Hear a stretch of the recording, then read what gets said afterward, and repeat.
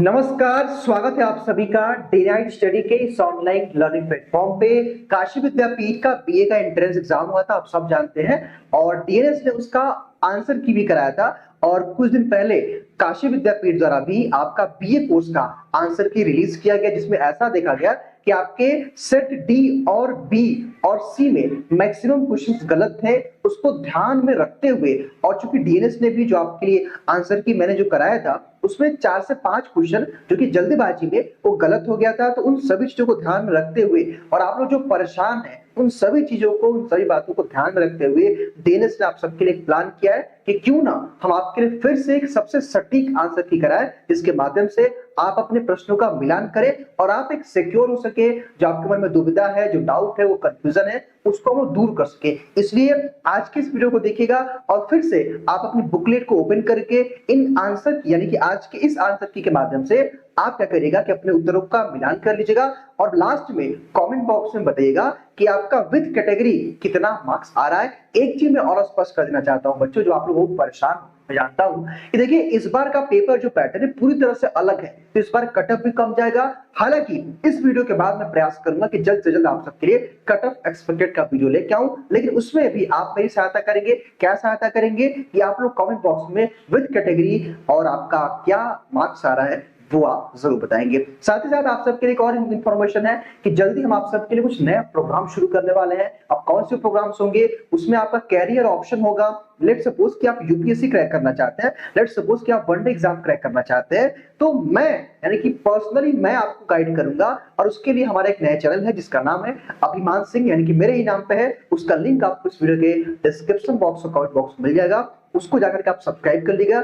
जल्दी हम जो है अगले महीने ही मोस्टली उस पर नए नए कैरियर ऑप्शन यानी कि इंफॉर्मेटिव चीजें आपको मिलेंगी। आपको किसी भी फील्ड में जाना है तो वहां के एक्सपर्ट से आप देख सकते हो, उनके इंटरव्यू किए जाएंगे, यानी कि कई तरह का प्रोग्राम होगा, यानी कि जॉब ओरिएंटेड प्रोग्राम होगा, कैरियर ओरिएंटेड प्रोग्राम होगा। हालांकि उसकी जानकारी हम आपको अलग से दे देंगे, लेकिन पहले मैं आपको बता देना चाहता हूं कि आप उस चैनल को सब्सक्राइब करके बेल आइकन को प्रेस कर लीजिएगा। और आइए हम चलते हैं अपने आंसर की का मिलान करने।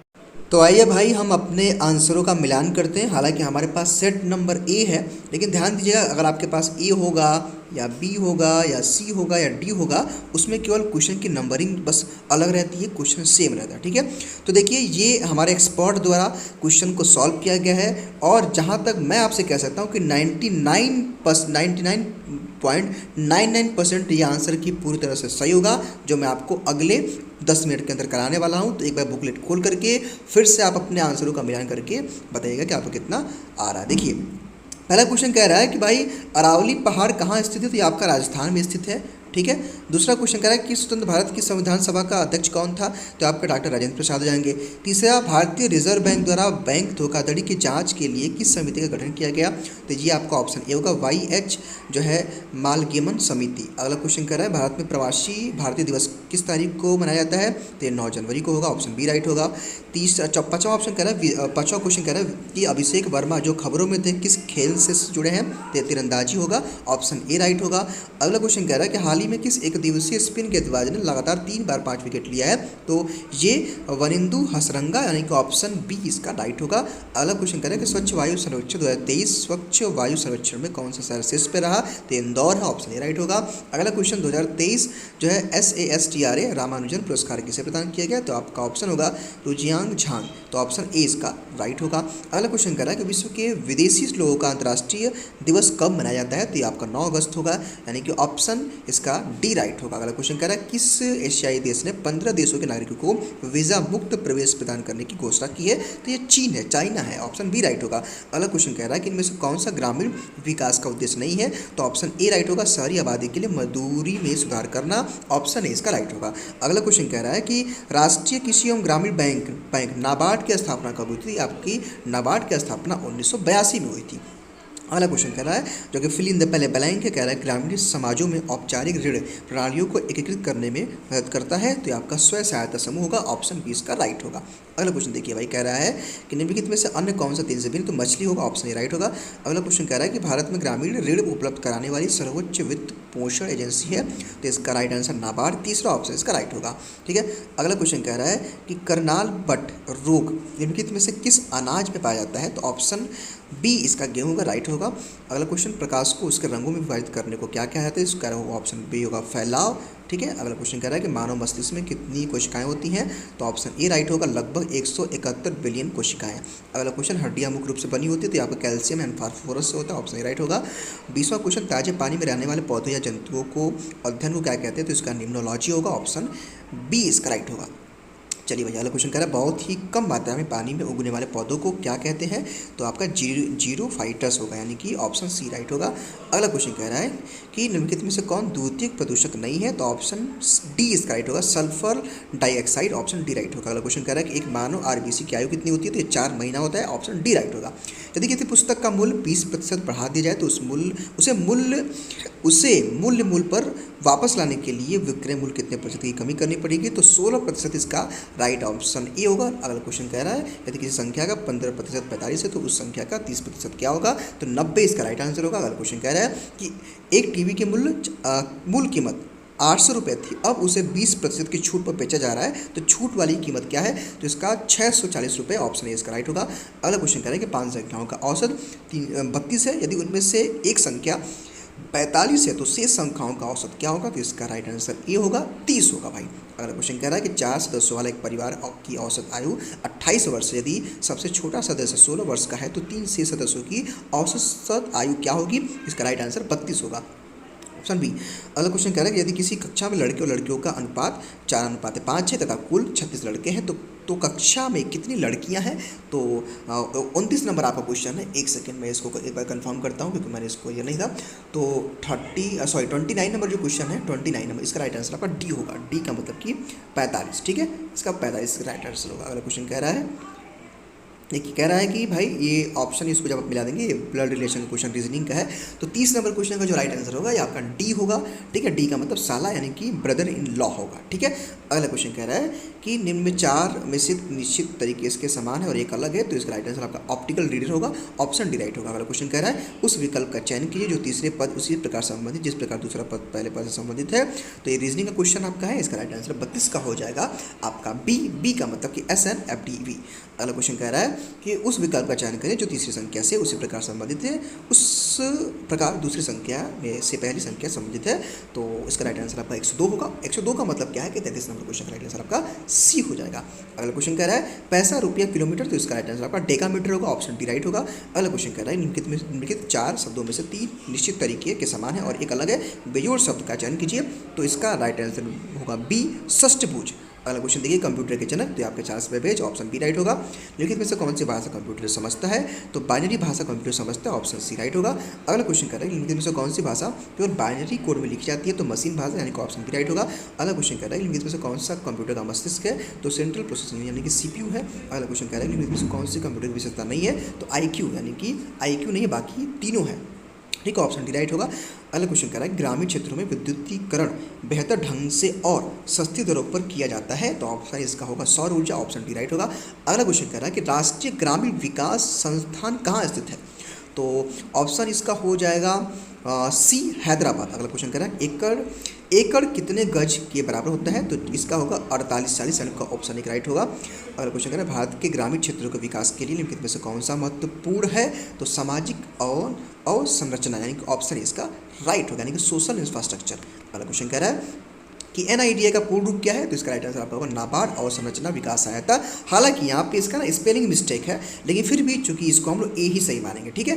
अगला क्वेश्चन देखिएगा कि किस भारतीय राज्य को दूध सहकारी समितियों के कुशल कार्यान्वयन में सफलता की कहानी के रूप में माना गया? तो इसका राइट आंसर गुजरात होगा, ऑप्शन बी राइट होगा।